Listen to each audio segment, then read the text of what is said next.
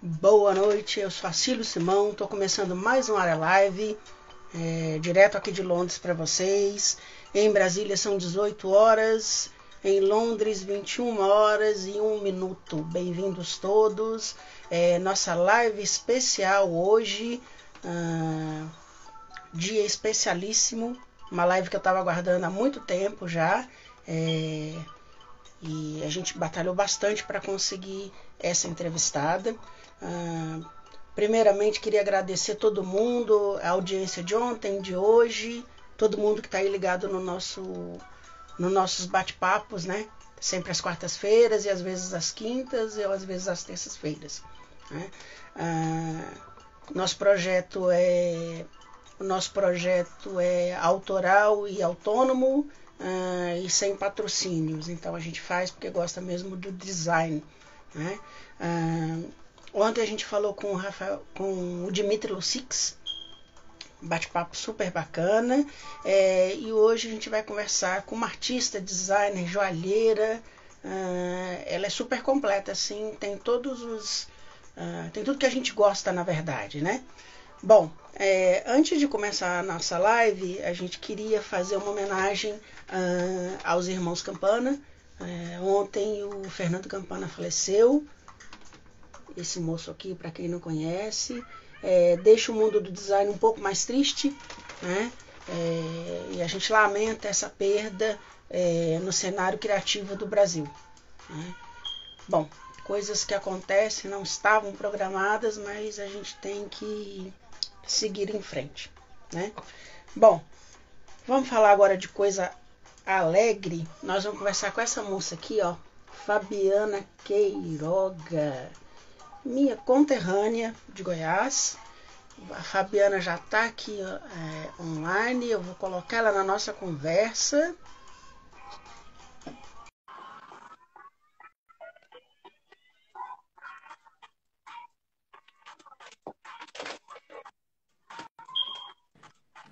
Fabiana. Olá, tudo bem?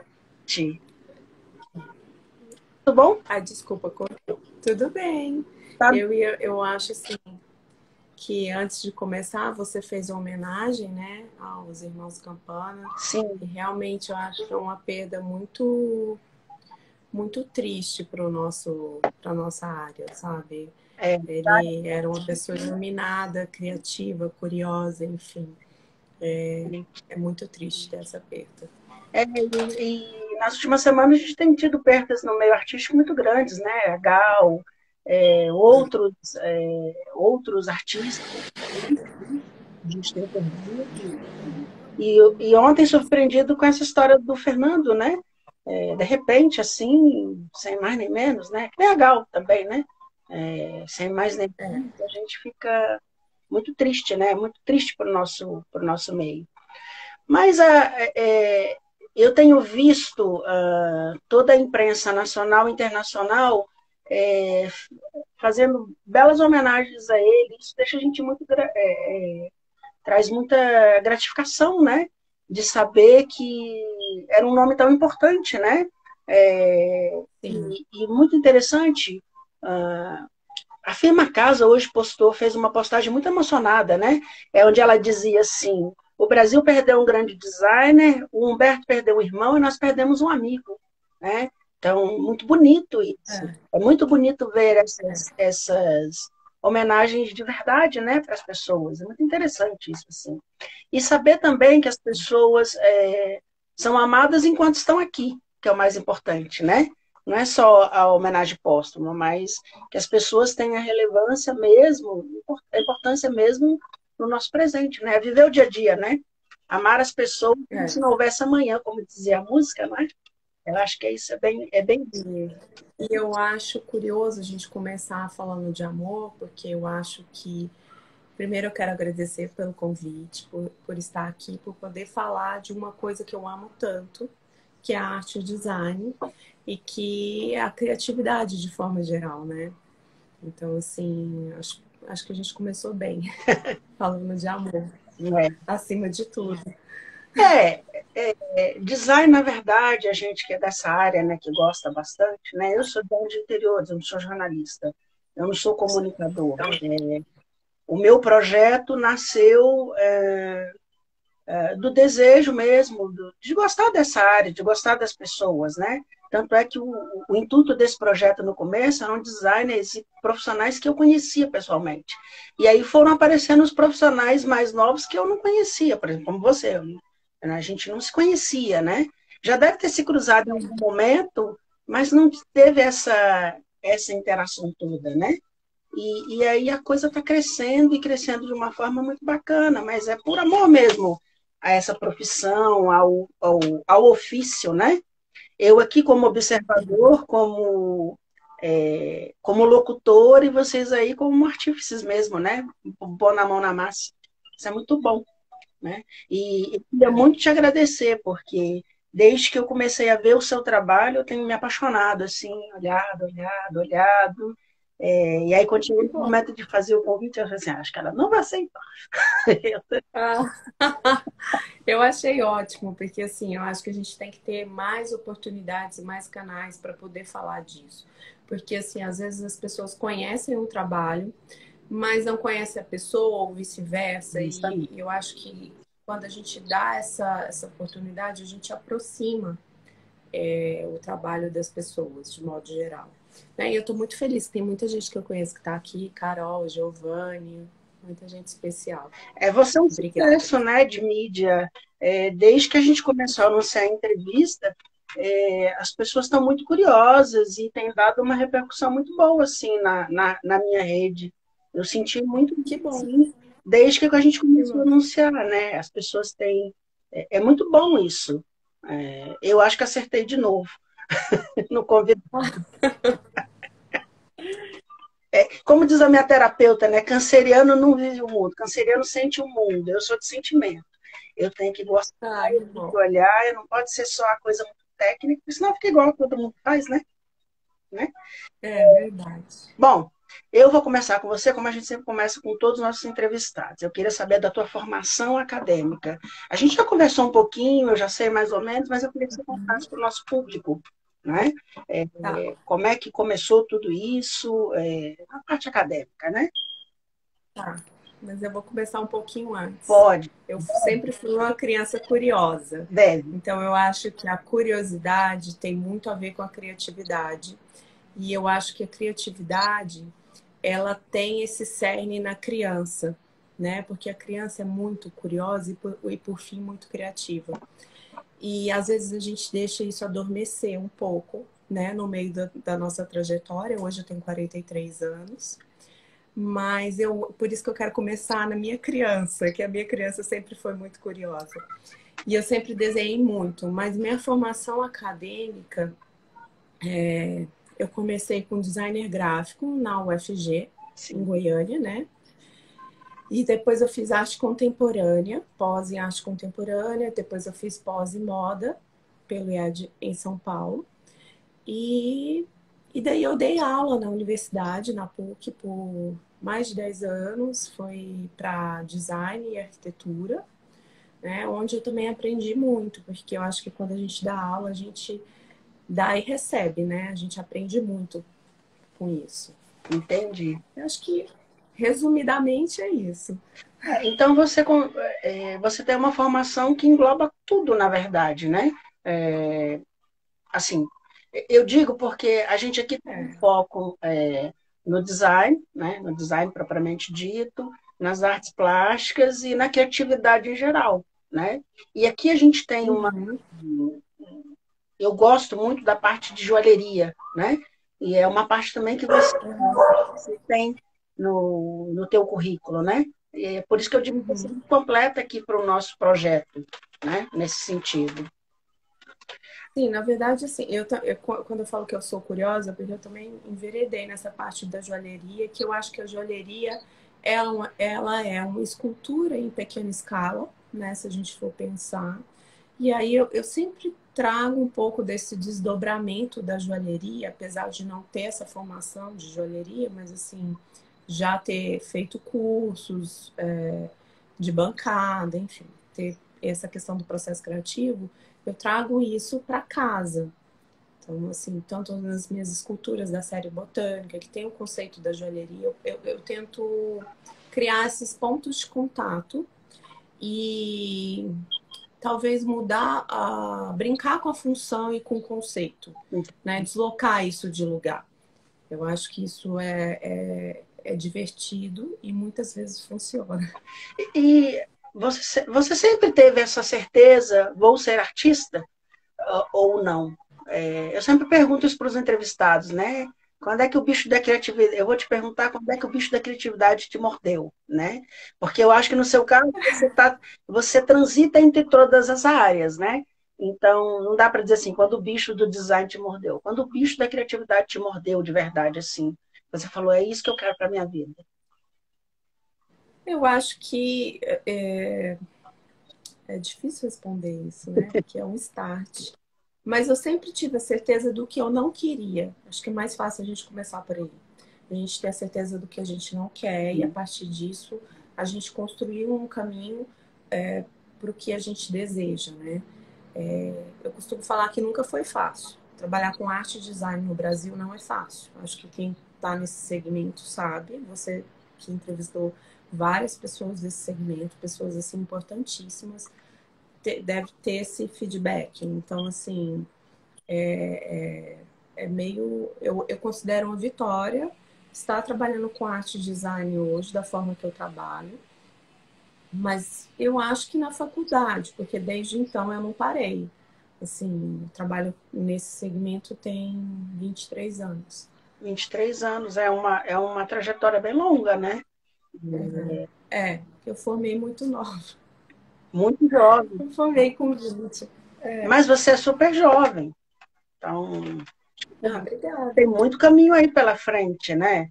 É, porque na nossa época, né? Eu tenho 48.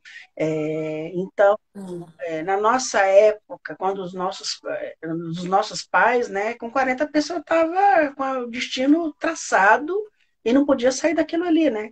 E hoje a gente vê que tem uma mudança de atitude nas pessoas. Você vê pessoas com 60, mudando de profissão, mudando de rumo, né? De certa forma. Então, acho que isso Sim, eu acho que a gente está mais com a vida mais longa, né? Assim, a gente vê pessoas vendo com 100, 110 anos, enfim, eu acho que isso só tende a, e esse mercado criativo possibilita, né, que você trabalhe até muito tempo, porque não é uma profissão que te limita, né? Você vê artistas mais velhos e até artistas já falecidos que trabalharam até 90 e por aí vai. Você vê Iris Apfel, está até hoje na ativa, com 101 anos, né? Se eu não me engano, que ela tem. Eu não me recordo, mas eu acho que é mais de 100. Eu acho assim que as pessoas, eu tiro por mim, eu sou muito inquieta, né? Parece que eu sou uma pessoa bem tranquila, mas eu penso muito e daí eu acho que ficar quieto, né? Essa coisa meio que te aposentar e ficar quieto, eu não acho que quem trabalha com criatividade consegue muito. Então eu acho que essa atividade ela meio que ela fica mais longa aí, né, na trajetória de vida. Vai se, Ser essa questão produtiva. vai se multiplicando, né? Quais são as suas inspirações, Fabiana? Você tem eu até brinquei no seu texto, né? Que você trabalha com esse mundo de miudezas delicadas, né? Quase fantasiosas, quase surrealista de certa forma, né? Uma fantasia surrealista quase. É meio Alice no País das Maravilhas, no primeiro olhar, né?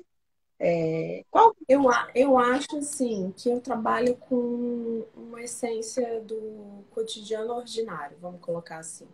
Porque eu acho que eu olho para as coisas que podem ser ordinárias do cotidiano e transformo isso em algo que talvez as pessoas não reparem tanto. Então, assim, eu trabalho com o meu cotidiano, né? É difícil você falar de arte, de artista. Por exemplo, acho que o meu repertório, a minha inspiração, ele está muito linkado às minhas atividades domésticas, no sentido literal, né? Com a minha caminhada, com a minha vida familiar, né? Com a natureza.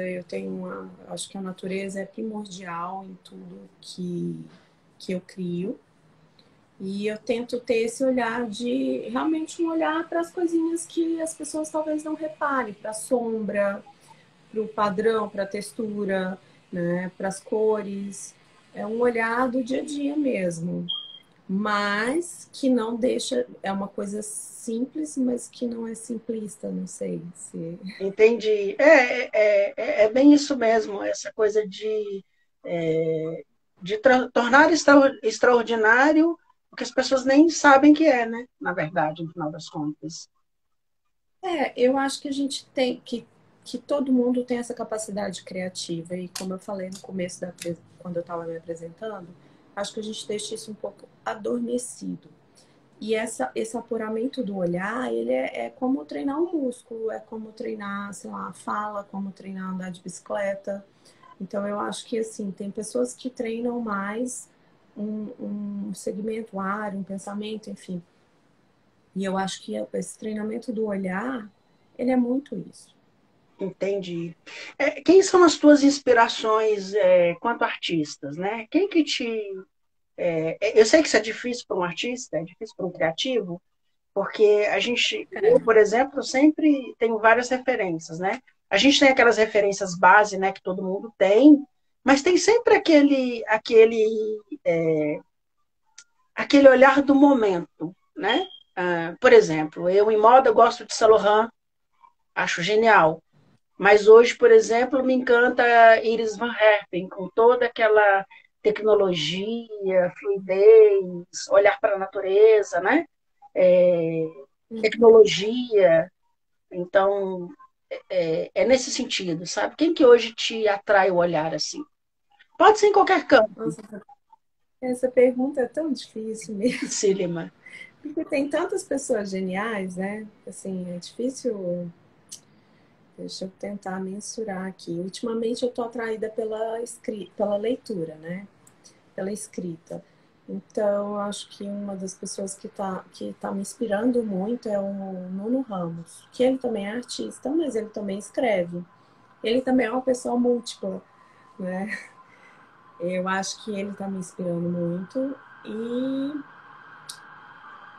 enfim, tem vários artistas brasileiros, mas tem um artista, se eu não me engano, ele é japonês, eu posso estar falando errado, mas ele chama Jean James, que eu gosto muito. Bacana. Gosto da Adriana Varejão, acho que ela me inspira, porque ela tem uma sutileza meio agressiva, né? Uma coisa assim, ela é agressiva, mas ao mesmo tempo ela é feminina, ela tem uma brincadeira ali Tem que olhar na de obra perto, dela. né, para poder entender o que ela está. Não é tão explícito, né? Você precisa ali olhar de perto e dar um olhar mais. É, e, que é uma coisa que também é muito do meu trabalho. A pessoa que, na verdade, são coisas, são obras para se olhar de perto. E eu acho que tem essa característica também. Eu acho que hoje, assim, falando por alto, tem muitas pessoas que me inspiram. Às vezes eu vou no café e me inspiro com a mesa do lado, das pessoas conversando. Então, não sei. Acho que acho que o Nuno Ramos é uma boa inspiração para o momento. Você falou de Adriana Varejão e eu lembrei de uma coisa engraçada. Tem aquela série de livros que são Sete Pecados Capitais, né? Que era cada autor e tem aquele que é A Casa dos Budas Ditosos, que foi monólogo, a Fernanda Torres fez durante muitos anos e tal. É um texto muito interessante. E eu sempre falei isso nas minhas aulas de literatura, com a professora e tal. E uma colega me deu o livro de presente, que até então eu não tinha livro. Me deu o livro de presente. E o livro, ele é todo assinado pela Adriana Varejão. Toda a Ah, é? parte Eu não sabia. é dela. E eu descobri isso depois, eu fui olhar os desenhos e tudo, né? E eu falei, nossa, é Adriana Varejão, que bacana, né? Essas coincidências assim, É. que vão se cruzando, né? Essas coisas do dia a dia que a gente não vai percebendo, né? Vai passando pela gente, e você vai descobrindo no manusear da vida. Isso é muito interessante, né? Bom, eu É vi que você tem uma verdade. formação de moda. Você fala um Tem. pouquinho sobre esse olhar de moda, como é que você passa isso para o seu trabalho, como é que é isso? E por que ter uma formação de moda, por exemplo? Fiquei curioso agora. Eu acho que eu queria ter feito moda antes de ter feito designer gráfico, né? E não tinha moda em Goiânia. Abriu depois que eu já estava na faculdade e eu fazia designer gráfico à tarde e eu comecei a fazer umas matérias extras curriculares em moda depois que abriu. Abriu acho que um ano, 2 anos depois, enfim. E eu sempre quis ter feito moda e daí eu terminei a faculdade e fui fazer pós em moda. Fiz em arte contemporânea, depois fiz em moda. Mas eu acho que moda para mim vem muito com a história. É igual estudar o clima, geografia. Eu acho que a moda ela revela quase uma arqueologia. Ela revela muito sobre o tempo que a pessoa viveu, sobre a época. Então, assim, a forma de vestir, a forma de essa hierarquia na vestimenta, enfim. Eu acho que é muito mais sobre história do que sobre modismo. Então, acho que isso que me encanta na moda, sabe? Legal. Mais do que qualquer outra coisa. Essa curiosidade, por que que as pessoas usavam? Porque assim, por que que as mulheres usavam a roupa X, o acessório Y? E como que isso interferia no cotidiano dessas pessoas? Então, eu gosto muito desse tipo de pesquisa. Bacana. Pautado na história E eu, mesmo, né? eu acho que a moda, na minha obra, eu acho que quando eu faço aquarela, ela é mais evidente, talvez. Porque tem sempre essa história do corpo. Ah, isso é um link legal, falando aqui, pensando sobre isso. Eu acho que todo o meu trabalho tem a ver com o corpo no espaço. Eu até já escrevi um artigo sobre isso, enfim. Tanto o trabalho de objeto para casa, de mobiliário, né, que é um trabalho que eu venho trazendo mais forte hoje, quanto o trabalho de moda, a gente tem um ponto de contato em comum que é o corpo, que é a pessoa, né? Então, como que esse corpo se comporta nesse espaço e como que esse corpo mostra quem ele é usando o que ele usa, ou tendo o que ele tem. Então, assim, eu acho que esse estudo é muito além do objeto final, sabe? É uma coisa muito mais profunda do que o produto final. Entendi. Acho que ele é mais sensível. E hoje a gente está vendo as grandes maisons, né, migrando para o segmento casa, né, com força. Todas as grandes maisons de alta costura hoje uma linha de mobiliário, de acessórios para casa, Chanel, Armani, Forte. Eu acho que é uma coisa também que veio muito com a pandemia, né? Na pandemia e pós-pandemia, as grandes marcas de moda começaram a ver esse segmento como um ponto de monetização, fora outras coisas, mas eu acho que isso também é um dos pontos fortes. É, Quando que deu o start da parte de design de produto, por exemplo, de mobiliário, né? Como é que isso começou? Porque a gente estava conversando, é uma coisa mais nova para você, né? Que está surgindo, mas você já está com as grandes marcas, por exemplo, Firma Casa, Breton, grandes marcas que têm uma tradição muito grande no mercado, né? É, Sim. Como é que isso começou? Você procurou as marcas? Elas te procuraram? Como é que foi isso? Eu acho, eu acho que começou com objetos, né? Assim, essa coisa do objeto para casa. Eu transitei da arte para o design assinado, vamos colocar assim. e, e vice-versa. E eu acho até que os irmãos Campanas, eles são, assim, falando disso, né? Eles são, assim, eles que abriram portas e fizeram esses dois segmentos se estreitarem, principalmente no Brasil, porque talvez na Itália, na Europa de forma geral, isso já é um campo mais estreito, né? Essa coisa da arte e do design. Eu acho que eu migrei para o objeto para casa, que é a minha linha que chama Colmeia, que eu fiz porque eu morava num lugar muito seco. Quem conhece Goiânia sabe, a gente tem uma vegetação de cerrado, né, árida, uma coisa de troncos, de folhas secas e troncos torcidos. E aí eu fiz esse objeto, que chama colmeia, né, essa linha, aliás, que são vasos para arranjos secos. E a partir desses vasos, muitas coisas se desdobraram, porque eu acho que meu trabalho ele tem uma conexão, ele tem essa ponte. E aí eu comecei a trabalhar com a Vermeil, que foi minha primeira marca, que eu amo muito. É uma marca que tem mais de 45 anos no mercado, ela faz tudo com muita artesania. Eles são muito alta costura de modelaria, né? Eu costumo dizer isso. Sim, sim, um acabamento impecável, assim, é uma coisa assim surreal. De, é um processo muito delicado, né? No manual mesmo, de várias etapas para chegar no produto final. E é quase uma joia para casa, o mobiliário que eles fazem. E aí eu comecei com eles, com mesa de centro, espelho, luminária. E depois desenvolvi uma linha de oratórios. E isso foi crescendo. E aí eu tive oportunidades e convites de outras marcas, como a Firma Casa, a Breton, de tapete também. Eu tenho uma linha de tapete. Vai sair outras linhas para o ano que vem, vai ter novidade. É muito legal. Se tudo der certo. E foi difícil para você, porque a impressão que eu tenho, porque você vem das artes plásticas, né? Com objetos, esculturas, objetos e tudo, né? É algo que você mesma põe a mão na massa, de certa forma, né? Quando se trata de uma tela ou de um tipo de escultura, até mesmo que seja uma escultura em bronze, você tem que fazer a base, você tem que fazer isso para que seja fundido e tal, né? O processo é esse. Uhum. No design isso já é um pouco diferente, né? Você tem que desenhar, fazer bastante desenho técnico e transcrever isso para uma outra linguagem. Deu dificuldade nisso? Como é que foi para você mudar de escala, né? Porque é uma mudança de escala no final das contas, né? É, é, eu acho que são metodologias diferentes, né? Assim, mas o ponto de partida é o mesmo.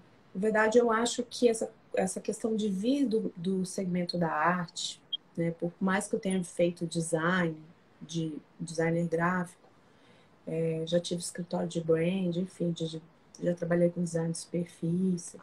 Eu acho que isso me deu na minha época, em Goiânia, a gente trabalhava muito mais o fazer na faculdade do que o tecnológico. Entendi. Então, eu acho que isso também induziu essa questão do manual. E eu sempre trabalhei muito com argila, com essa questão do tridimensional. Depois que eu migrei para aquarela, enfim. Mas voltando à pergunta, o pensamento, eu acho que é o mesmo. Esse pensamento da arte me ajuda nessa questão do ponto de partida para o mobiliário. Porque eu acho que às vezes eu abordo delicadezas que talvez não estejam tão presentes no mobiliário. Sutilezas, vamos falar dessa forma, que eu acho que. E eu acho que a questão técnica, assim, eu não domino tudo, mas eu tenho uma equipe comigo hoje que me ajuda. Então, isso assim favorece essa questão da finalização, da execução, enfim, de como isso vai para a fábrica, né? É uma equipe que Ajuda precisa muito. traduzir tudo isso, né, para as outras linguagens. Acaba sendo necessário, né? Essa Sim. equipe é de quantas pessoas hoje? Quantas pessoas trabalham com você? Hoje, meu escritório, a gente tem presente assim, é online a maioria das pessoas, mas hoje eu estou com 3 pessoas 3 pessoas? me ajudando. Tá. De forma geral, a equipe é formada de 3 pessoas e eu. Somos 4. Somos 4. Somos 4, não éramos, somos 4. É. Eu estava vendo o seu site hoje, olhando, né, para poder fazer entrevista e tal, e eu vi lá que você tem uma playlist no Spotify, né? E eu fui lá porque Uhum. eu também sou movida à música. Tudo eu faço com música, eu gosto bastante, eu preciso da música, né? Ah, que bom que você lembrou da música. E aí eu, Que a música também é um ponto de inspiração. e aí eu estava olhando a sua playlist, porque você tem várias, né? uma para correr, Uhum. utilizou todas. E aí a do estúdio, né? E você começa com o Bebel Gilberto, bem bacana, né? Queria que você falasse um Eu pouco dessa gosto. influência da música para você, né? Que, como é que funciona para você? Eu, para criar, tenho que usar a música para tudo. Eu preciso da música. Eu acho assim que eu acordo escutando música. Então, assim, só que eu sou daquela também que quando eu escuto uma música, eu escuto essa música, tipo, o mês inteiro. Então, eu tenho essa, que eu fico com o mesmo autor. É igual ler um livro. Eu leio Nuno Ramos, aí eu leio um livro, eu gostei, eu compro todos. Aí eu começo a ler todos. Então, assim, tem um pouco disso. A música, assim, eu sou muito. Eu acho que eu sou um pouco eclética. Eu gosto de muitas coisas diferentes. Eu gosto muito de Walter Lobo, que é um português que, assim, ultimamente eu tenho escutado muito. Música brasileira, eu gosto de praticamente, assim, Bebel Gilberto, Cazuza, Caetano, enfim. Eu gosto de todas. O básico do básico. E eu acho. É, e eu acho, assim, que a música, quando ela é bem feita, ela é uma poesia, né? Tem muito a ver com a escrita também. Então, me ajuda muito. É importante para mim É importante. no processo criativo. Não dá para É. criar, não dá para fazer sem o ócio criativo, como diz a Adriana Calcanhoto. A Adriana Calcanhoto fala isso, né? Eu preciso do ócio criativo. Ela... Mas eu acho que a gente precisa desse tempo, né? Para dar uma respirada também, senão a gente não consegue criar Como é que está a tua com questão de... excelência. É, Enfim. tocando nesse assunto, eu estava vendo hoje que a Adriana fez uma live com o Fernando Campana sobre arte. Até depois eu vou ver se eu consigo ver essa live, está arquivada em algum lugar e tal. Ela andou fazendo algumas coisas nesse sentido. Parece que era uma live dela, né? E Eu não os vi. irmãos Campana falando sobre a importância do design. Eu estava vendo hoje. Depois eu vou achar, e se eu achar, eu te mando. Eu achei bem Tá bom, interessante eu isso, quero ver. né? Bom, eu queria saber como é que é o teu processo criativo, assim. Como é que é? Você hoje está que nem a moda, por exemplo? Você está trabalhando com coleções? Você deixa a criatividade falar mais alto? Você vai pelo briefing da indústria que está te pedindo alguma coisa específica? Como é que está sendo isso? Como é que é essa tua relação assim? Eu costumo separar aqui nos meus entrevistados o seguinte: eu costumo dizer que tem uma linha preta-porter e uma linha alta costura, né? A alta costura é aquela que você faz para se divertir e fazer toda coisa com prazer, e o preta-porter é meio que para pagar as contas e ser mais comercial, né? É necessário isso. A moda resolveu isso muito bem, e o design meio que fica pisando em ovos quando se trata disso, né? Pouca gente assume isso. Como é que é isso para você? Você está trabalhando mais livremente? Como é que tá? Como é que é esse teu processo para lançar a coleção? Eu acho que tem várias esferas aí. Acho que você definiu duas muito bem.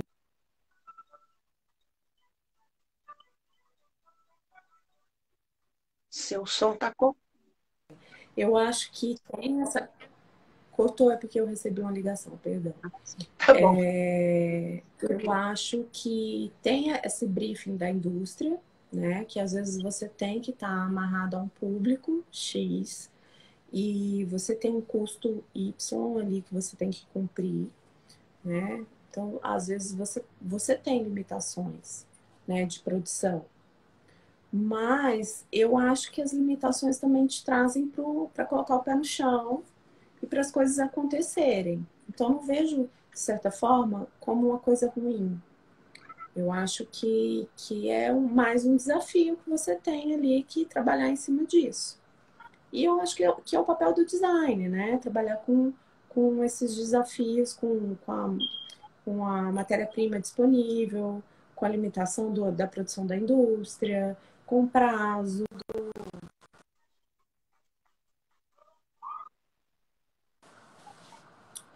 do público, né? Do público-alvo da marca.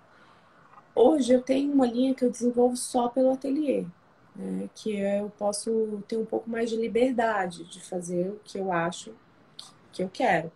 E eu vou te falar, nem sempre o que eu acho genial é o que vende.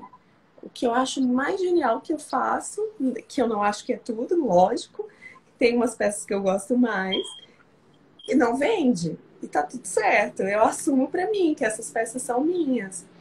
E é muito de gosto. Então, assim, eu acho que cada um tem um olhar e uma percepção. Então, não dá para definir isso muito bem, né?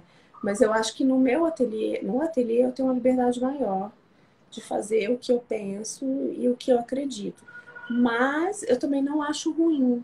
Eu acho desafiador criar com certas limitações. Entendi, é um novo olhar, né, sobre é uma disciplina, né, no final das contas. E eu acho que trabalho é disciplina, não tem, e eu acho que a arte, assim, o trabalho com arte e design também é disciplina, né? Não tem como você fugir disso. E você é disciplinada? Como é que é o teu dia a dia assim? Eu tenho um colega que é ceramista, né? O Davi, eu fiz o ateliê dele e montei a loja dele. E aí liga pro Davi 7 horas da manhã, onde você tá, amigo? Tô no ateliê. Tô abrindo o ateliê. 10 horas, tô fechando o ateliê. Então você liga para ele, ele está sempre trabalhando, sempre ali. E é uma produção insana, porque ele trabalha sozinho e ele faz pratos exclusivos para restaurantes em Brasília. Então, uma coisa de Ah, louco, porque para uma pessoa sozinha produzir um enxoval de louças para um restaurante é muito pesado. A é, cerâmica tem um processo muito muito cruel, né, de certa forma, assim, porque você tem que modelar a peça, tem que esperar a peça secar, depois tem que fazer uma primeira queima, depois uma segunda, para depois esmaltar, e aquilo pode quebrar, pode dar. eu acho que a cerâmica tem uma vida própria, né? A vida da terra, do barro. É, Ela tem um tempo certo, ela não tem, não é no seu tempo, é no tempo dela. justamente. Então a cerâmica é algo muito interessante que eu gosto muito também. Eu já trabalhei com cerâmica há muito tempo atrás.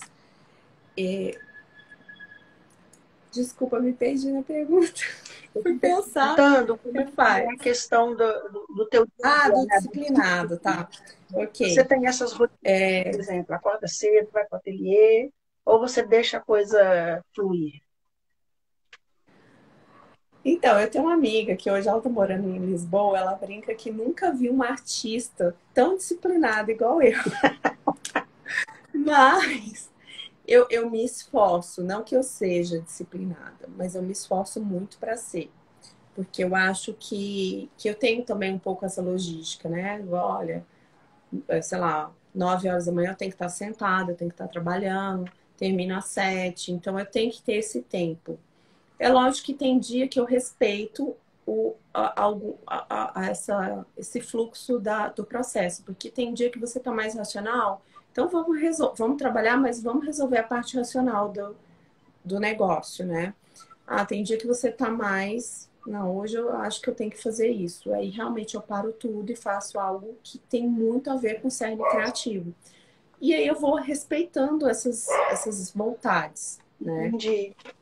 Mas eu tenho esse horário de estar sentada, de falar, não, agora é o momento e eu tenho que focar no trabalho. Isso para o seu trabalho mais autoral, né? Por assim dizer, para a sua alta costura, né? Que é seu trabalho de ateliê, de peças únicas e tudo. Eu acho que quando entra na parte mais prêt-à-porter, por assim dizer, né? Que é o trabalho com a indústria, aí já começa a ter prazo mais apertado, cuidar de Sim, mas determinadas coisas, né? É, sim. Você vai, por exemplo, você tem essa preocupação depois que a peça, depois que é tudo resolvida essa questão de criatividade e tudo, depois da execução da peça, de ir lá olhar, ver se está direitinho, dizer, olha, esse acabamento não está tão quanto eu imaginei, é possível melhorar, não é? Tem para Assim, eu acho que agora eu tô mais com esse pensamento, sabe? Assim, depois de alguns erros e acertos, porque a gente só aprende errando, não tem como. Tem muitos erros que são surpreendentes, né? Assim, eu acho que tem coisa. Nossa, ficou errado, mas ficou bom, hein? Vamos ficar com isso. Eu aceito o erro, tanto quando ele fica bom, quando ele fica ruim, mas assim, eu tento aprender com isso. Eu acho que eu tenho que cada dia mais eu estou tentando ficar mais cuidadosa com o processo de prototipagem da peça, porque eu acho que isso tem um impacto no final muito grande. E a gente vai aprendendo com isso. Bacana. Hoje o teu ateliê é em Goiânia, né? É em Goiânia. Não, meu ateliê está em. Na verdade, eu estou em trânsito. Eu tô. Sério? Mas, assim, eu espero em breve ter um ateliê aberto em São Paulo. Ah, tá. Você tá querendo abrir um ateliê lá, mas vai continuar com Goiânia, Goiânia, São Paulo, ou vai de vez para lá? Não, Goiânia, o ateliê já está fechado. Já? E agora eu estou em São Paulo. Ah, tá em São Paulo mesmo. Hoje já estou em São Paulo, já tem 2 anos que eu estou aqui. Porque no final das contas tudo acontece em São Paulo, né? No final das contas. Hum, Eu estava conversando isso é. com o Dimitri ontem, na live de ontem, porque eu fui criada em Brasília, na verdade. Sou goiano, mas fui criada em Brasília. É, Hum, e na minha época de comércio de design, você não tinha esse mercado tão efervescente quanto está hoje, né? E o que a gente tem reparado é que tem surgido designers, artistas fora do eixo Rio-São Paulo e que têm permanecido nas suas cidades. A gente está vendo uma geração gigante nascer em Brasília e permanecer em Brasília e criar condições de trabalho em Brasília. É lógico, tem muitos deles que têm contratos com empresas no Sul, em São Paulo, no Rio, que seja e tal.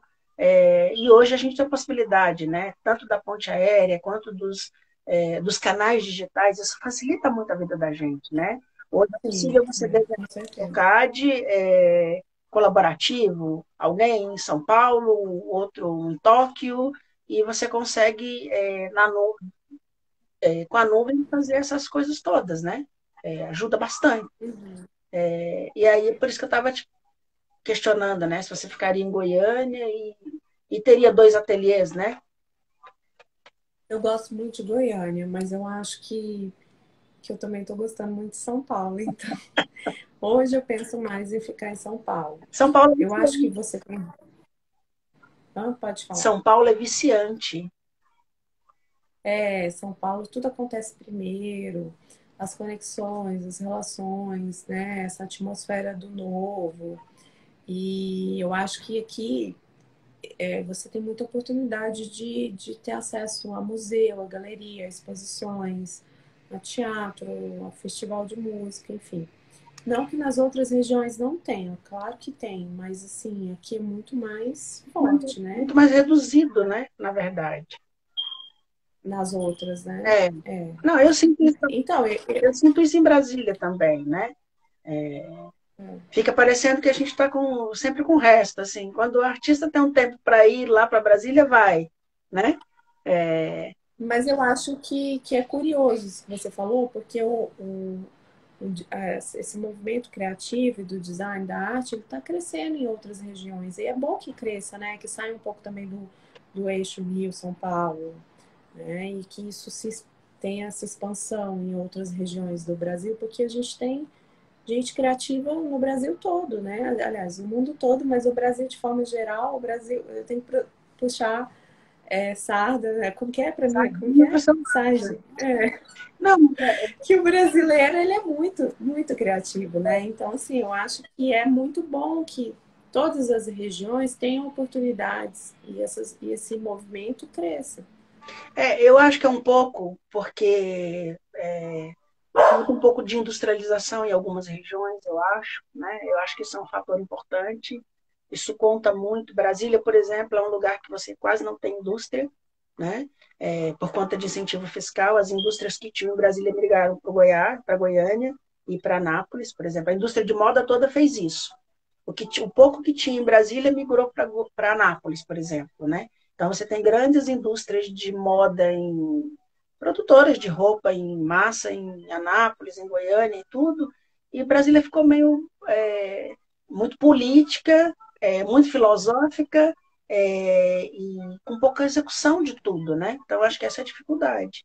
E ver os artistas de Brasília e profissionais permanecendo em Brasília é um negócio que causa um certo espanto para mim assim quando eu vejo, né?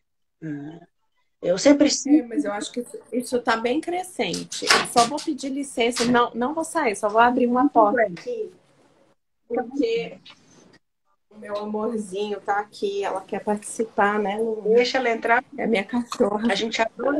É, fala oi. Então, meu amor, você tava aqui na porta. Oh, Pronto.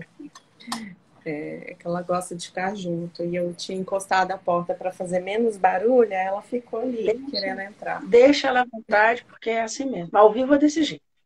É, falando em animal, eu estava navegando no teu site e eu fiquei muito curioso, porque eu queria saber qual que é o motivo da sua logomarca ser essa abelhinha, que tem Ah, estrelinha nas costas, né? Eu achei tão interessante. Qual que é o motivo? eu acho. Primeiro, eu acho assim que a gente que se a gente vê a importância das abelhas no mundo, né? Elas que geram essa polinização. Eu não sei se é 60%, 40%, enfim, dessa polinização do mundo. E, e eu acho que a arte e o design é um pouco disso, né? É um pouco o que a abelha faz também. É uma analogia, na verdade. Porque eu acho que a abelha pega um elemento e transforma. Né? Ela vai de pouquinho em pouquinho e transforma. E eu acho que é isso que a gente faz. A gente, né, tem esse poder de transformação. É tão bom você levar alguma coisa para casa da pessoa e a pessoa ter essa conexão afetiva, amorosa, e aquilo tocar as pessoas de alguma forma. Então, eu acho que primeiro é isso. E a estrela é porque eu acho que a gente é pode estrela. Pode estrela. É, a gente é um pouco isso. Eu acho que todo mundo é. Como diz o Caetano, né? Gente é para brilhar, não para morrer de fome. É, eu acho que todo mundo nasceu para ter esse pontinho de luz de alguma forma. Literalmente. Bem poético. Gostei, gostei. Bem poético. Chamou a atenção na hora que eu estava vasculhando o site, né? Nossa, uma abelha. É. Vamos saber o motivo. É igual aquela história da tatuagem, né? Por que você fez essa tatuagem? Eu sei que quem tem tatuagem Uhum. Por odeia. que essa marca é isso? É, É bem isso mesmo. quem tem tatuagem odeia esse tipo de pergunta, mas, enfim, né? Já que a gente está falando Não, mas é bem, eu acho que é bem isso, essa vontade meio de transformação, né? de mudança, né? Sim, bem É. bacana. Bem bacana.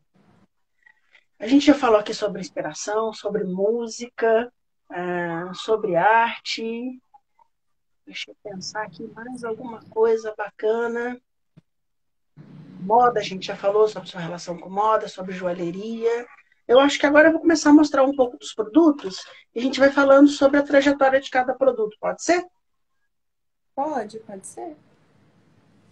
Eu não sei se aqui vai dar muito certo, porque meu tablet não está muito católico hoje. Está possuído por alguma coisa que eu não sei dizer o que é, mas eu vou com as fotos que você me mandou e as outras eu vou acessando depois. Essa composição aqui, essa foto foi você que me mandou, né? É, essa composição estava na minha casa, algumas obras já foram vendidas, só que 90% dessa composição é aquarela, né? Isso. Essa série chama Fratura, que eu fiz no começo da pandemia, assim, tem o quê? 2 anos? 2 anos, enfim. É uma série que eu trago essa coisa do ressignificar, né? Era uma xícara que eu gostava muito e ela quebrou e eu comecei a fazer composições e a registrar essas fraturas, esses cacos. Ah, você fez como Como, se fosse um kitsung virtual, por assim dizer, né? na verdade, eu acho que tem um pouco disso mesmo, dessa coisa de reinventar, né? De reutilizar, de ver de outra forma. Bacana. Lembrou um pouco o trabalho da Sônia Mena Barreto, né? A Sônia está fazendo essa Ah, Sônia, cultura agora ela trabalha também, oriental, ela está trabalhando no Totem agora, que é uma história de amor de um casal japonês. E é todo um, pintado sobre azulejos brancos em azul, como se fosse Não, pinturas daqueles vasos ah, chineses. É uma coisa espetacular. o meu é mais simples. O meu é a minha história de amor com café. Vale também. Quem não gosta de café? Quem não gosta de café? Bem bonito o seu trabalho. Parabéns. Obrigada, obrigada. Queria mostrar esse objeto aqui, que você me mandou essa foto. Eu Ah, sempre é da série Repouso, né? Que eu fiz as cadeirinhas, que são mini cadeirinhas. Essa e outra peça eu fiz ela em tamanho real, assim, maior, né? Como uma escultura que pode ser colocada no jardim, tanto em área externa quanto em área interna. E é uma peça que eu gosto muito, essa. lindíssimo. Ela traz essa questão do observar, do pensamento sentado, dessa questão que a gente antes era nômade, a gente conseguia olhar há muito tempo atrás, 360 graus, né? Hoje a gente tem um pensamento mais horizontal, 180 graus. E isso é uma pesquisa que eu fiz e desse ponto de partida se desdobrou essa série. Porque às vezes as pessoas falam assim, ah, são só cadeiras. Não, tem um pensamento atrás das cadeiras. A cadeira é só o símbolo que materializou esse pensamento. Justamente. Você me mandou essa foto também, que são Então, essa cadeirinha aí, que tá bem pequenininha, é aquela grande. legal. É a mesma. E essas esferas é a parte da luminária que eu produzi para Vermeil. Que a gente vê a qualidade e a artesania da madeira, a preocupação. Aí tem uma flor de orquídea Lindíssimo. em metal. Quando eu falo que seu trabalho tem essa questão do surrealismo, eu falo disso aqui, ó, a cadeira é alongada, né? Não é uma cadeira. A cadeira é alongada, ela tem em escala menor do que é real, né? Ela tem essa brincadeira A mesmo, gente consegue enxergar que a talvez. cadeira está fora das proporções normais de uma mini cadeira, né? É É. nesse sentido que eu vejo o surrealismo no teu trabalho, né? Essa coisa fantasiosa, assim. Fantasiosa boa, né? Então, essa é a série Botânica, que é uma joalheria para casa, que é uma orquídea, né? E uma hibridação, porque não é uma orquídea que a gente tenha hoje, assim, né? Na natureza. Na verdade, é uma mistura. Essa é uma gravura de 10, né, numerada e assinada, da série Soneto, que também traz elementos do ninho, a folha de abóbora, a abelha.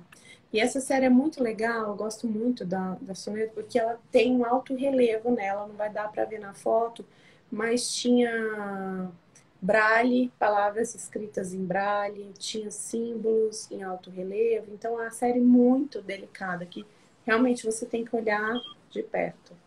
É, bem É legal, essa aí. bem bacana. Eu quero mostrar essa série aqui que você mandou. Essa é a última peça que eu fiz para Vermeil, que é um centro de mesa, que tem esse quadrado e um retangular que chama ponto. Muito. E aí essa brincadeira do metal junto com a madeira, ficou muito bonita essa peça. É a mesma Essa aí também é a da mesma série. a mesma. São duas peças. E aí vai ter o desdobramento dessa série que em breve a gente vai lançar pela Vermeil. Muito legal, muito bacana. Seu trabalho é muito bacana. Obrigada. Eu fiquei curioso porque à primeira vista eu não sei dizer que material que é esse. Me parece. É uma resina, Ah, é um processo, é uma resina texturizada. E ela dá essa impressão que é um vidro, mas não é um vidro. um acrílico, E é, ela dá essa coisa meio do, do vidro fosco, né? Jateado. muito legal. E aí você trabalha com as suas séries artísticas, elas são limitadas e numeradas, né? Pelo que eu entendi. Então, a maioria é peça única. Tipo a botânica, cada orquídea é uma orquídea, só tem essa. tem uma série de orquídeas, mas cada uma é única, vai com certificado. É metal, E, tipo, é desculpa, metal fundido? A orquídea? é latão com banho de ouro. Latão com banho de ouro. É uma joia mesmo. É, é uma joia mesmo. E aí, essa que você mostrou das mãos, chama elo. Também é peça única. São peças únicas, né? São peças únicas. Então, assim, na série de arte, eu tento trabalhar mais com peças únicas ou numeradas, com uma tiragem pequena, Tiragens pequenas. de 10, de 7, tiragem de colecionador. E todas as suas peças de metal têm um banho de ouro? Não, nem todas. Quando é bronze, aí é só o verniz aplicado. Ou às vezes tem algumas que são só latão, aí é o latão fosco, e daí não tem aplicação nem de verniz, nem Por que orquídeas? do banho de ouro. Hã? Por que orquídeas? Então, eu amo planta, né? E eu acho que a orquídea, ela tem muita. Assim, essas peças, eu trago a orquídea com a raiz exposta. E ela tem muito a ver essa questão do rizoma, né? Que tem a ver com tudo que a gente falou hoje, com as conexões, com os pontos de contato, com Deleuze, se a gente for lá na filosofia e falar um pouquinho dos rizomas. E eu acho que é uma das partes mais lindas. Então, assim, às vezes a gente está lá com a orquídea e vê só as flores, né? Eu sei que tem algumas orquídeas que têm raiz exposta, mas a maioria não. E trazer isso como parte fundamental da peça, né, com a mesma importância talvez que o cacho de flores, eu acho interessante, porque a gente mostra o que está oculto, né? É, bom, eu particularmente gosto de orquídea também. Quem não gosta, né? É difícil não gostar de orquídeas, né? É, É, e a orquídea era a flor preferida da Billie Holiday. Você sabe disso? é, É, não. era a flor preferida dela. Eu sei porque uma grande cantora de, de blues, o único CD dela que ela gravou de jazz foi em homenagem a Billie Holiday. E a capa do CD é ela de costas com uma orquídea na mão. E o CD Eu adoro Billie chama-se Mystery Holiday. Lake. Adoro orquídea, mas adoro Billie Holiday. E é todo em homenagem a Billie Holiday. É um CD maravilhoso, é da Etta James. É o único CD de jazz que a Etta James gravou na vida é em homenagem à mãe dela, que ensinou ela a gostar de Billie Holiday. E a capa do CD, ela de costas com uma orquídea bem bonita na mão, que era a flor preferida da Billie Holiday. História interessante. Ah, eu adoro essas coisas assim. Eu sou movida à música e essa Essa, curiosidade. Eu essas, adoro. isso é interessante. Essa série está sendo produzida pela Vermeer também, são umas bandejas. Tem esses elementos básicos, né? Tem a esfera, tem o retângulo e tem o cilindro. Então, assim, é uma peça composta por elementos geométricos básicos. Eu vi que você tem um cuidado com a fotografia muito bacana, assim, né? Com o teu material. Isso acho que vem do design gráfico, né? De certa forma. Mas eu vi que você tem É, essa preocupação com a figura humana, né? As suas fotos vêm com você própria segurando os teus produtos. Isso é muito bacana. É, Queria que você falasse um pouquinho sobre isso, porque chama atenção, né? Nem todo artista tem esse olhar, né? Consegue ter essa visualização. Tem artista que. Eu acho que os artistas estão começando a perceber isso muito. Por exemplo, o Thiago Curione é um designer que faz muito isso. Todas as fotos dele, ele fotografa com ele na peça. E eu já tenho reparado que alguns artistas e designers têm feito isso, né? Alguns fazem isso e outros deixam muito separado, né?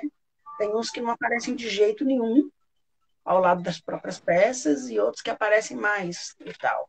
E tem os que aparecem demais também, né? Tem esse problema. E os que acabam aparecendo mais que a peça. eu acho que é posicionamento de marca, né? Se a gente for pensar, né? Olhando bem racionalmente como um brand, como cultura de marca. Eu acho que isso é posicionamento de marca. E assim, eu acho que cada um deve ter um, né? Às vezes desassociar totalmente a pessoa do produto é uma coisa. que pode ter sua força e sua relevância também, né? Ou associar mais a pessoa do que o produto, talvez a pessoa seja mais forte que o produto, enfim, eu acho que tem que analisar. Eu acho que eu tô ali presente de alguma forma, junto com as minhas peças, mas eu brinco que é um jogo de mostrar e esconder. Tipo, eu tô ali, mas nem sempre eu tô ali. Mas eu acho importante, porque minhas peças têm essa delicadeza, tem o feminino, eu acho que tem muito a ver com o meu perfil de pessoa, né? Com o que eu acredito, ela tá linkada com o meu dia a dia, como a gente conversou no começo. Então eu acho coerente ter esse posicionamento de estar ali, né? Com esse olhar junto com as peças em algum momento. Muito legal. Eu queria que você falasse sobre isso aqui. É uma tapeçaria? É o que essa peça aqui? Na verdade, é uma peça de parede, que foi obra única, né? É Ela linda. foi de fibra natural e eu expus em colaboração com a design de Curitiba, na Zilda Fraletti, esse ano.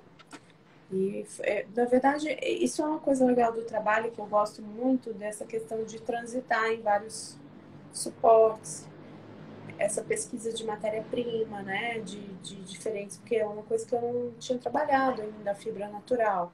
Já trabalhei com cerâmica, com vitrificação, com, sei lá, aquarela, enfim, metal, resina e madeira, mas não tinha trabalhado com a fibra natural. Já fiz uma experimentação com a tapeçaria, então assim, porque aí você vai conhecendo a materialidade, os limites, as possibilidades daquela matéria-prima. Isso é muito rico, né? Eu acho que é importante tanto para o design, principalmente para o design, talvez mais do que na arte, essa questão da experimentação e pesquisa, né, da matéria-prima. É. É Falando isso. nisso, qual material que você ainda não trabalhou e que você está de olho, por exemplo? Porque eu vi que você está trabalhando dentro do que você já mandou para mim, né? Com fibra natural, que a gente acabou de mostrar agora, madeira, metal. Eu vou mostrar daqui a pouco para vocês Resina. com pedra natural, né? Que é uma tendência do mercado hoje em dia. A pedra natural está voltando com força. Isso é uma coisa de década de 80 que agora está vindo é, com força total e totalmente repaginado, né? Todo o mercado está fazendo isso. Mas o que é que você fala assim, tá no meu radar, eu quero trabalhar com isso? Então, pedra natural é uma coisa que eu quero trabalhar mais. Eu não sei qual é essa que você vai mostrar. Estou até curiosa. É um 3D ou é uma peça mesmo? Vamos lá, Não, é uma deixa eu coisa ver. mesmo. Eu entendi que é pedra natural. Bom, vamos lá, me fala porque eu posso enganar. É a da Breton, é pedra É natural, pedra. você tá certo. Mas eu quero Não trabalhar mudei mais com ainda. pedra natural. Não, não tá. Eu que tô esquecida já, que é tanta coisa. Eu trabalhei com pedra natural nessa série da Breton, que essa linha se chama Gema. É uma linha que eu trouxe esse olhar da joalheria para casa, mas é um olhar assim, Aí ficou que se a lindíssimo, gente. porque ficou leve, é muito leve. É difícil trabalhar com pedra dessa forma. Né? Desculpa te cortar. Ficou mesmo, você traduziu bem essa parte. Mas se a gente for ver bem de perto, e olhar de cima, essa que eu não sei se vai ter essas fotos aí, ela é um broche. Então eu trouxe a joalheria do corpo para casa. Então é esse estudo, então essa questão de que as coisas vão migrando, né? E vão formando contato. Eu trabalhei com pedra só no mobiliário, mas eu queria trabalhar com pedra com objetos. Legal. É uma coisa que eu não trabalhei ainda e que eu tenho Pedra muita que é essa que está vontade. no tampo? Não entendi, Qual é desculpa. essa pedra que está no tampo? Ela é tão bonita.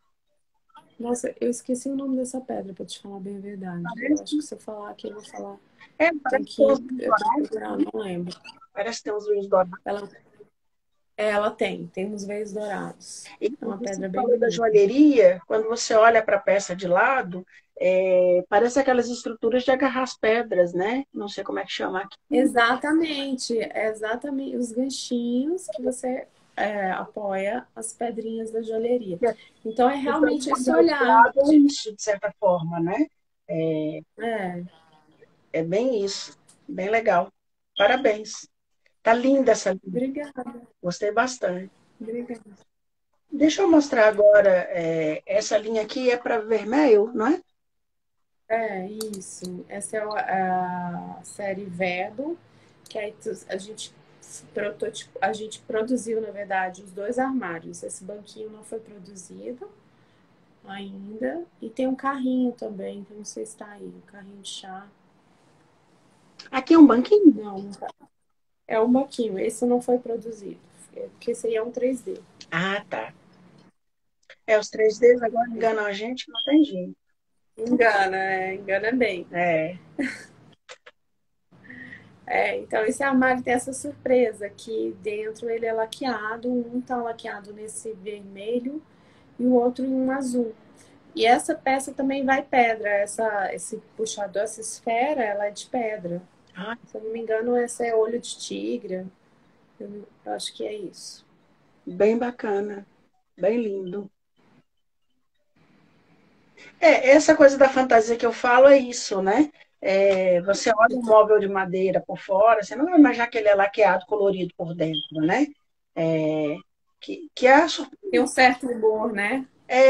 humor, é aquela coisa meio fornacete, né? Que tem esse toque de humor na linha de mobiliário, com desenhos, coisas totalmente tradicionais que tem essa esse lado lúdico, né? Que a gente não vê tanto. Geralmente, quando você vai para uma residência, as pessoas querem a madeira pura, as lâminas de madeira, né? É, Como é que é isso? O mercado está aceitando isso bem? Eu acho que são nichos, né? São nichos diferentes. Então, assim, você tem um público que quer tudo de madeira, uma madeira mais tradicional, mas eu acho que o mercado ele tá um pouco mais flexível. Então, assim, na Vermelho eu tenho uma mesa orgânica que ela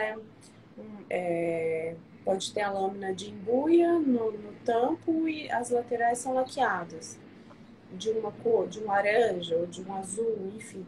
Então eu acho que tem sim essa coisa de você conseguir ter um objeto ali que traz um humor para casa e que ao mesmo tempo ele é um objeto atemporal, né? Que ele possa ser passado para os filhos. Porque eu acho que o mobiliário, o bom mobiliário, ele tem essa coisa meio que de se passar por gerações, né? Vira uma coisa meio de herança. É, Então, sei lá, você vai, né? Aquilo vai transitando pela casa e de repente saiu da mãe, foi pro filho, do filho para, aqui enfim, pro neto. era esse. Esse é o caminho. É. Nossa, é bem bacana. É muito lúdico. Aqui os oratórios maravilhosos. Então, os oratórios têm um pouco da linguagem dos armários, né? Se a gente for ver, é uma linguagem bem similar, que é um desdobramento. Eu produzi primeiro os oratórios e depois essa série Verbo. É uma tendência agora o oratório no mercado, né? As marcas têm se Eu, atentado muito para isso. eu acho que é um objeto que no Brasil a questão religiosa ela é muito forte, né? E E eu acho que é um objeto que não tinha tantos no mercado, não tinha muitos. A gente tinha o quê? Etel, a mula preta, agora esse da vermelho, então tinha poucos no mercado, né? Os seus estão bem bonitos, parabéns. Gostei muito, Obrigada. gostei muito. Deixa eu achar mais uma coisa aqui, peraí. E me conta uma coisa, você está em Londres, né? Eu estou em Londres. Como que é o design aí? O design assinado? O design aqui é Ó, eu entrevistando o Não, mas pode perguntar. entrevistador. A ideia é essa, é um bate-papo entre amigos e trocar informações. O design Ah, queria enlouquecer qualquer um, da gente que gosta, né? A cidade respira design de tudo quanto é jeito, né? É, Tem uma coisa que é engraçada, não tem uma tradição de designers londrinos muito grandes, né? O expoente uhum. máximo deles é o Tom Dixon, e o resto é tudo vem da Itália ou de outros lugares, né? Mas eles têm um cuidado muito especial com tudo aqui dentro, né? E a gente começa a observar isso principalmente nos ambientes comerciais, é onde eles ousam mais do que no residencial. É lógico, tem casas maravilhosas, mirabolantes e tudo e tal, mas é tudo muito clássico, muito inglês. Eu ia falar, eu acho que tem cara de ser bem tradicional, assim, Mas né? quando você entra na parte de corporativa, aí a coisa muda totalmente. Londres tem esses Entendi. dois pesos e duas medidas, né? Você tem um muito tradicional, muito clássico, né?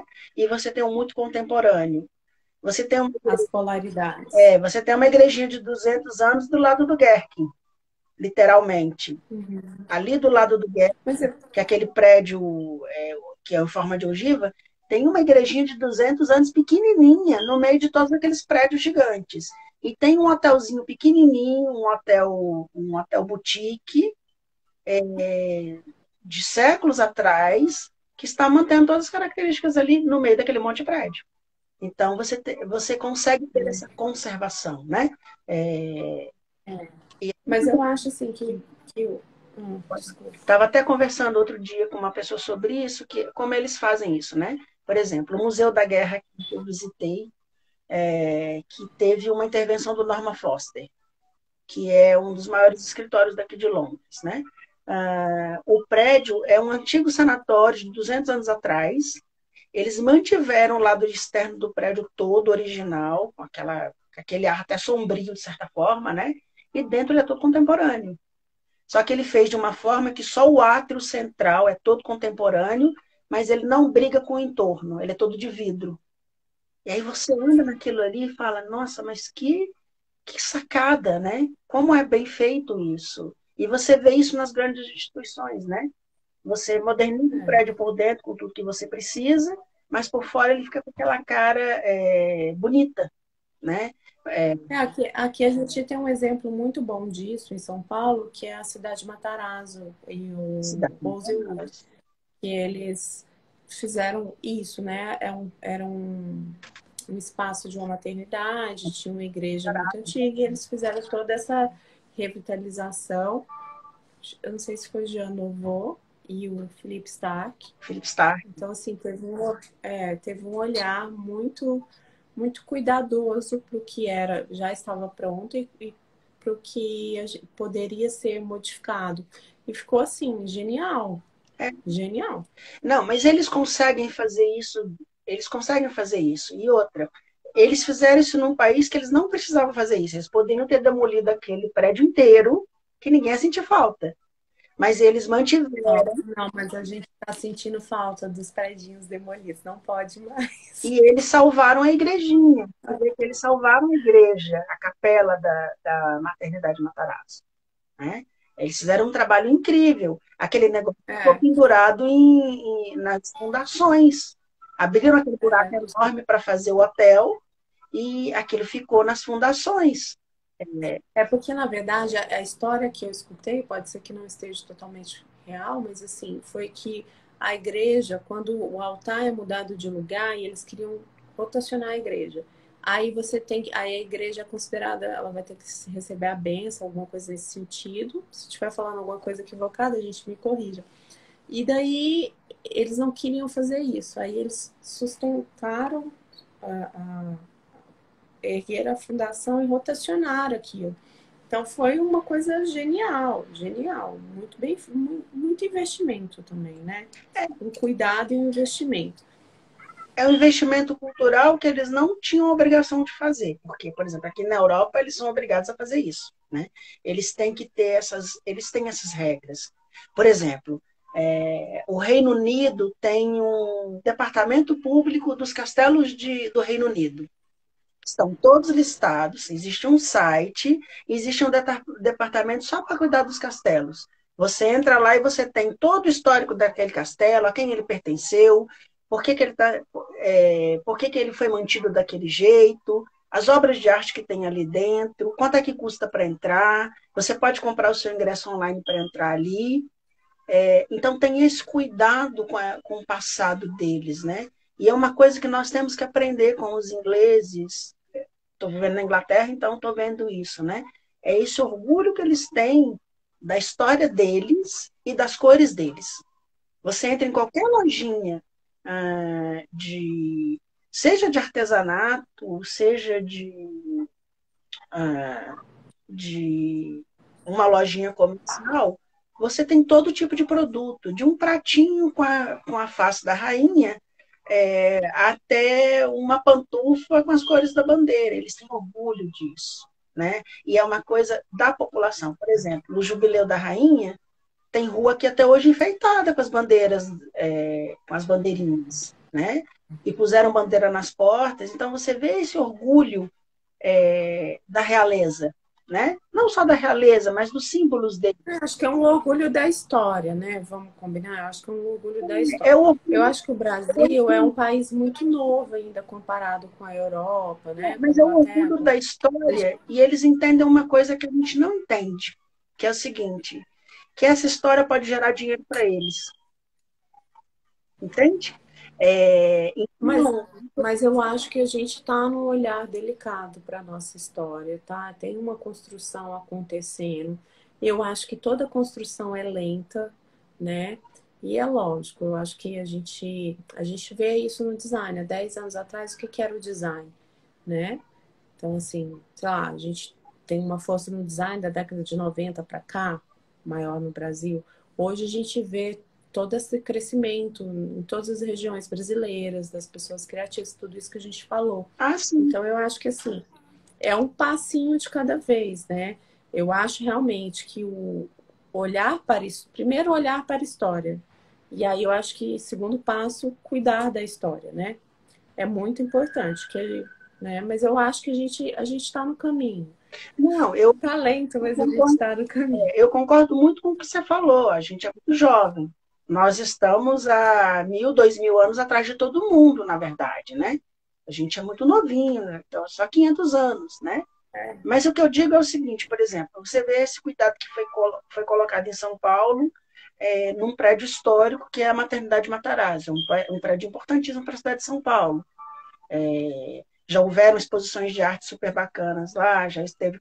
A primeira Casa Cor que eu cobri, que eu fui na vida em São Paulo, foi na Universidade de Matarazzo e tudo. Mas, por exemplo, o Rio já não tem esse cuidado, por exemplo. Estão derrubando um dos últimos casarões antigos do Rio para construir um hotel da Zaha Hadid. Fizeram. Eu acho que tem que ter políticas mais efetivas, né? É difícil a gente Mas falar sobre política hoje, mas eu acho que tem que ter é o uma nosso, política mais efetiva para a preservação da história, é o né? nosso descuido, né? É o nosso. Eu não sei o que é ainda. Eu estou tentando descobrir aqui para ver se eu levo para o Brasil. Esse tipo de, sabe? Mas eu acho que a gente está num momento de revisão de valores. Eu acho que a gente, nessa pandemia, trouxe essa questão de revisitar os valores. A gente está numa perda do fazer manual e, ao mesmo tempo, a polaridade da conscientização do fazer manual. Então, a gente está assim, as crianças sem saber dar um ponto ou pregar um botão, que é uma coordenação motora fina, mas, ao mesmo tempo, a gente tem um movimento que vem ao contrário, que é essa coisa do valor do artesanato, do artesão, da, da associação de barro de Goiás, enfim. Então a gente tem essas polaridades acontecendo. Eu acho que são movimentos que uma hora vão se cruzar e vão, tipo, um vai, opa, vamos para esse caminho que é melhor.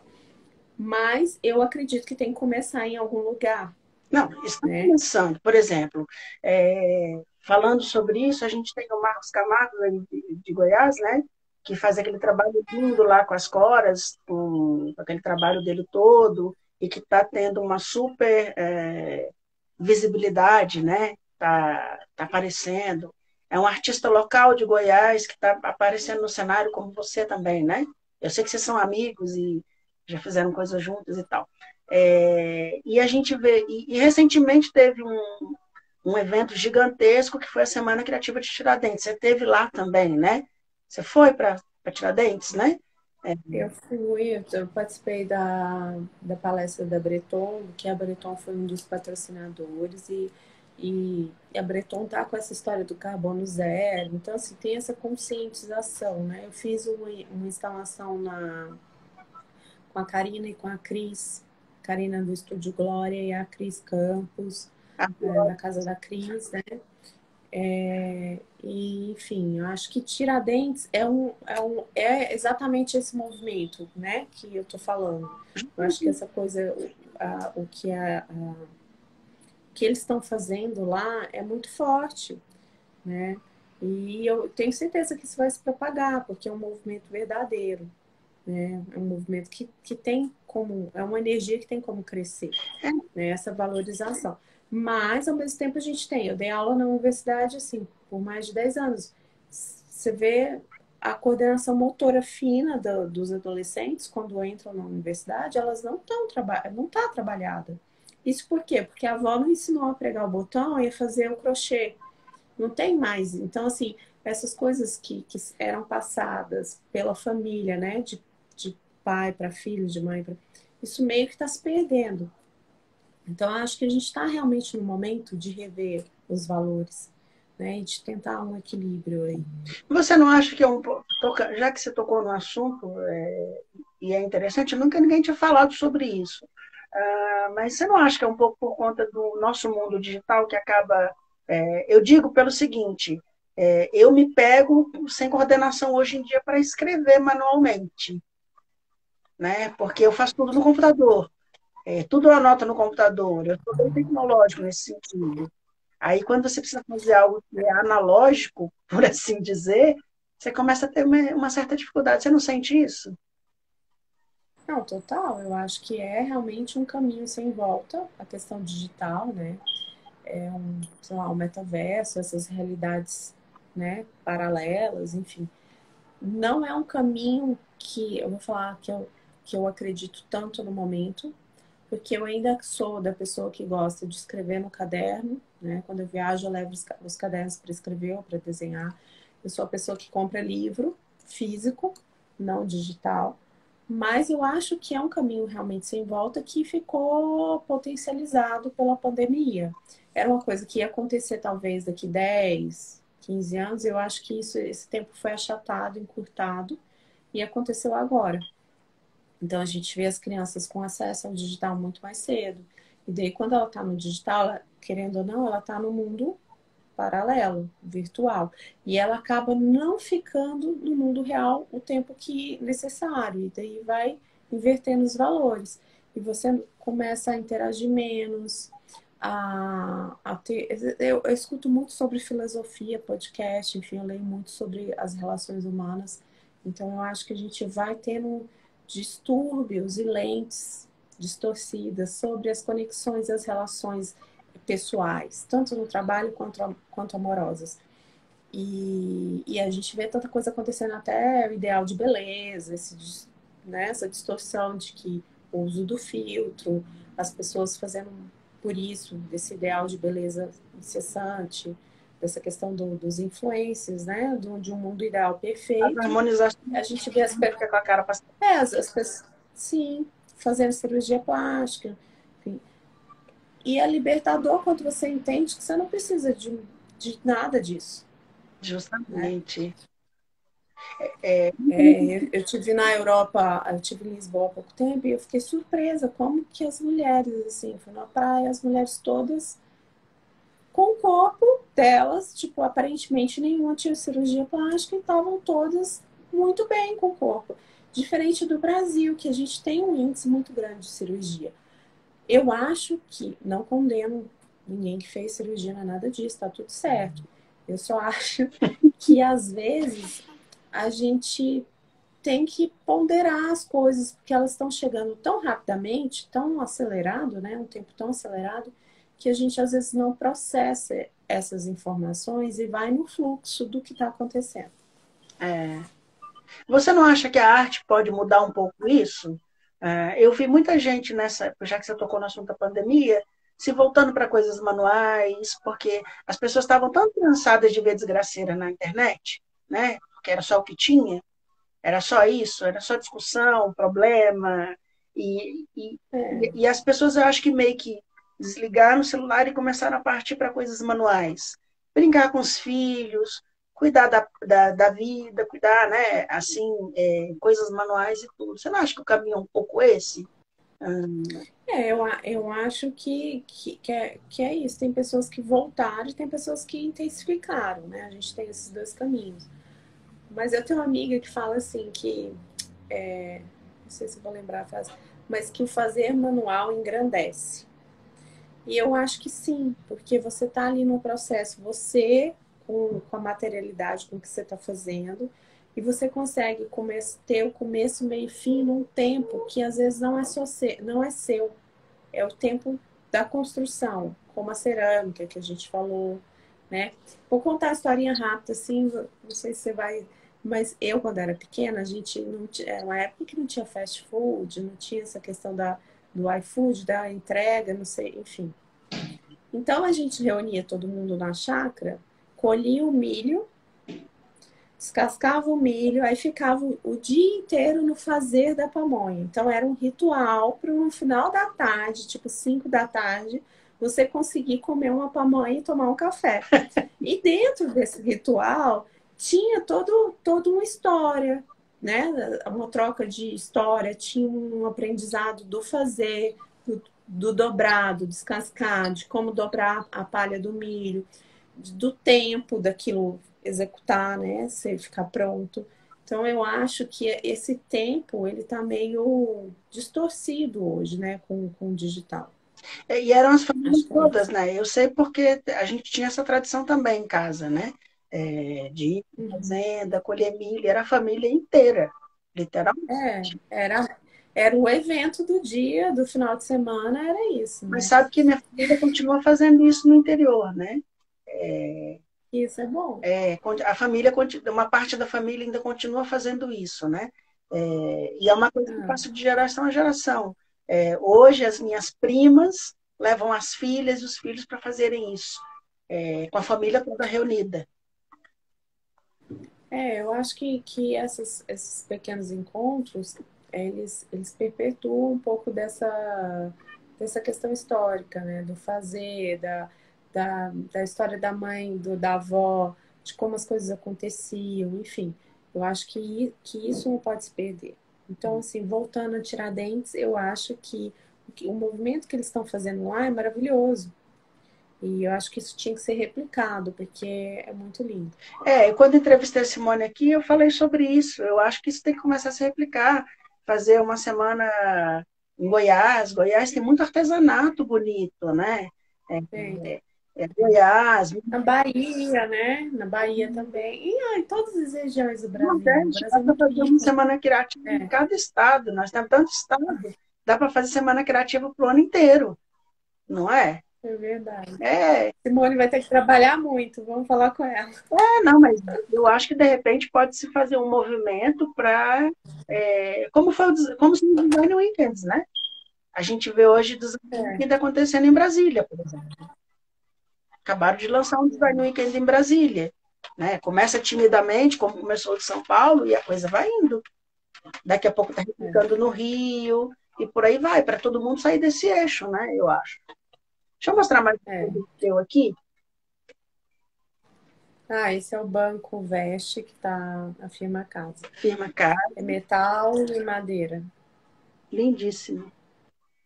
Obrigada. E tem o local para você colocar um arranjo, né? É bem bacana aí. Na verdade tem um local para colocar um galho seco. Isso é bem uma origem de Goiás. É meio oriental também, né? Lembra um pouco Japão. Na verdade, lembra um pouco a Ikebana, mas assim, é bom você tocar nisso. Eu tive um professor, o Tai, que é maravilhoso. Nossa, eu adoro ele. Ele, ele era de São Paulo e fundou o curso de design na PUC em Goiânia. Já escreveu vários livros e ele foi meu professor de aquarela. E ele falava muito da importância do branco na aquarela, ou seja, a importância do vazio na composição. Eu acho que isso é um olhar e uma filosofia muito oriental. E eu tenho um pouco disso tanto na minha aquarela quanto nos meus objetos. Essa questão desse peso do vazio, né? Como parte da composição. Bacana. Eu queria mostrar agora a parte de joalheria.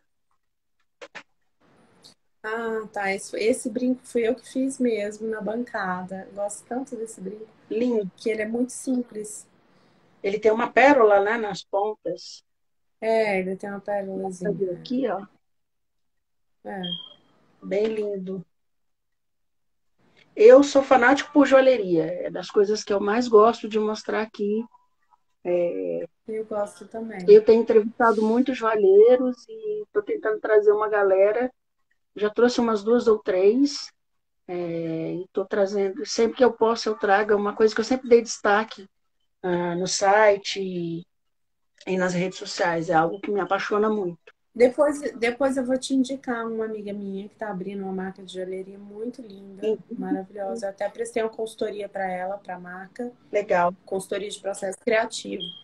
E depois eu vou te passar o nome. bacana.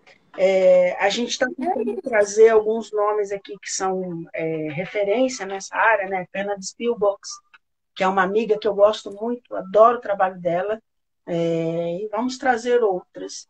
E eu tenho descoberto muita coisa bacana aqui no exterior, de joalheria. Não, mas eu acho que a joalheria tem um campo muito legal e a joalheria contemporânea ela desmistificou muita coisa, né? Então ela trouxe outros materiais, né, para a joalheria e tem muita coisa rica se a gente parar para pensar. Tem muita gente legal trabalhando com joalheria.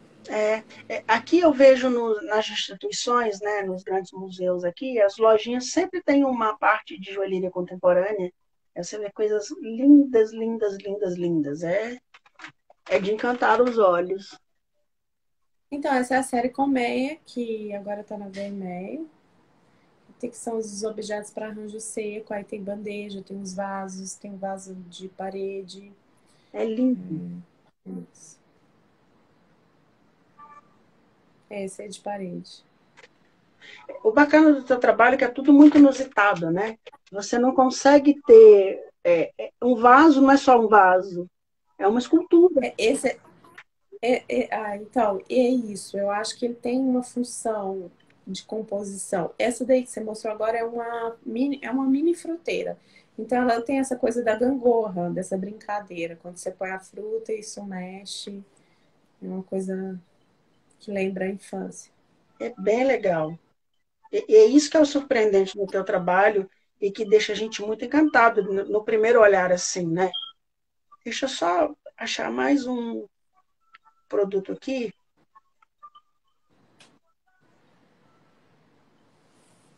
Esse tablet está contra mim hoje. Eu ando muito preocupado com essa história de inteligência artificial. O meu celular direto desliga sozinho, começa a fazer função sozinho, ativa a inteligência artificial do celular. Sabe quando o telefone desliga sozinho? De repente, o telefone desliga, é a inteligência artificial. Vai lá que ela tá ligada. Ah, os azulejos para copo. Os azulejos, que eu fiz uma linha com a Colê, que é uma marca de Goiânia. Foi uma das minhas primeiras linhas assinadas. Que a inspiração é Atos Pulcão. Então tem essa coisa meio dessa inspiração no trabalho dele, sim. Principalmente as cores, alguns formatos, enfim. O azulejo não tem como não ter inspiração nele, né? Ele Ele é precursor, foi né? um mestre nisso, né? Até eu estava É, lembrando ontem, ah, aqui pensando sobre os entrevistados, né?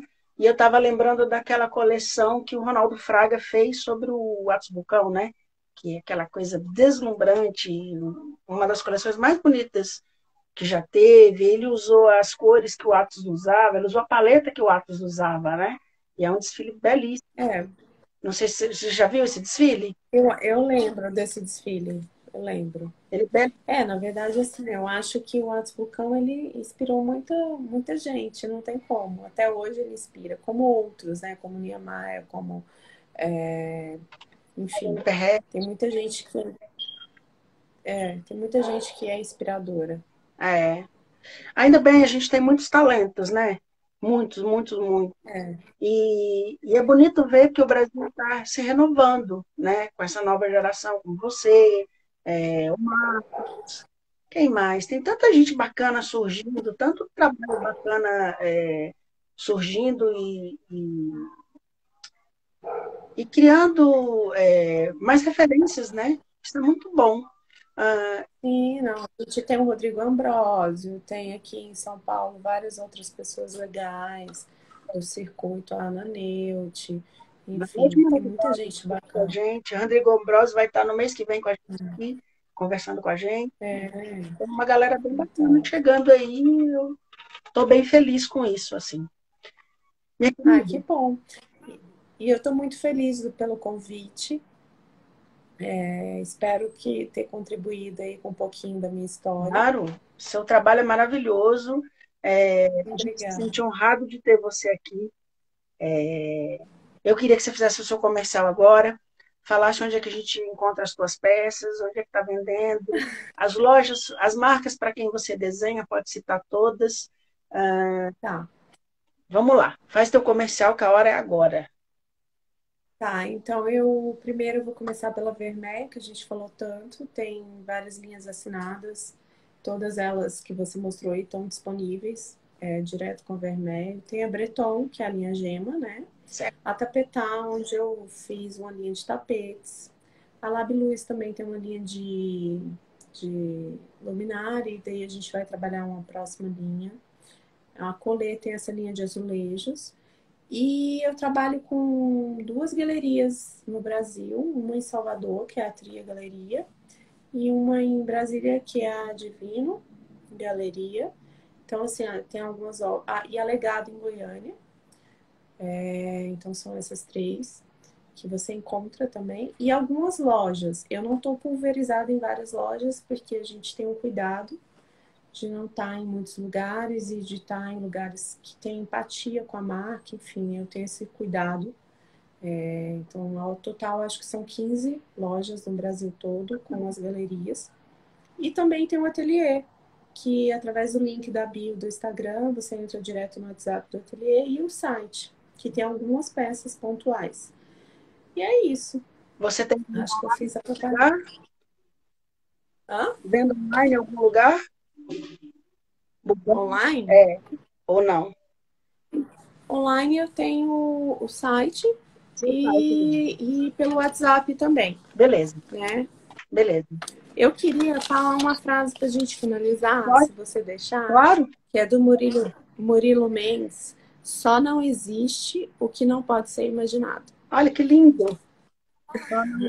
Eu achei que era bem apropriada para o momento. É bem bonito. Que a gente consiga imaginar mais coisas belas para o mundo. Seu site www.fabianaqueiroga.com. .com. Rede Isso. social Queiroga Fabiana. Isso? Queiroga.fabiana. Fabiana. É, podem Isso. entrar lá, o site dela é super bacana, as redes sociais estão muito legais. Eu vou te agradecer Obrigada. muito, mas muito mesmo. Eu estava esperando Obrigada pelo muito por essa convite. entrevista, estou bem feliz, Ah, que gostei bom. muito. Que bom. Acho que ganhei uma amiga agora, para trocar figurinha. Eu acho que você pode contar comigo o que você precisar. E todos os seus Estou aqui. lançamentos que você tiver para lançar, coisa bacana, pode mandar para a gente publica primeiro, pergunta depois. Tá bom. Tá bom? Obrigada pelo carinho. Gente, obrigada por todo mundo ter participado. Te agradeço Espero ter contribuído um pouquinho para esse mundo da arte e do design com essa fala aqui tão gostosa. sempre. Ó, Você pode desconectar. um beijo. E dar um beijo para você. Bom descanso. Tá. Obrigada. Obrigada. Conversei com Fabiana Queiroga, maravilhosa, super artista, despontando no mercado. Conversa deliciosa. Se deixar a conversa aqui, vai 4 horas a fundo. Gente, semana que vem a gente vai estar com o Gustavo Bittencourt aqui, dando entrevista. No final do mês a gente vai fazer o Área Live 60, comemoração, e mês que vem a gente está fazendo 1 ano de projeto. Olha que bacana. Agradeço a vocês que permaneceram aqui, que ficaram. Ronald, querido, bem-vindo. Beijo para você, super designer brasileiro. Bom, agradeço a presença de todo mundo. Convido todo mundo a deixar comentários nas nossas lives, no nosso material. Lembrando para vocês que a gente agora tem o podcast. Daqui a pouco a gente vai ter essas entrevistas todas. Abraço, querido. Saudade de você. Semana que vem a gente vai estar aqui com o Gustavo Bittencourt para falar mais sobre design na quarta-feira, tá bom? Agradeço a audiência de todo mundo que ficou aqui, que mandou mensagem. Obrigado a todos. Site Área, acesse, assista, ouça essa ideia. Obrigada, até semana que vem. Boa noite.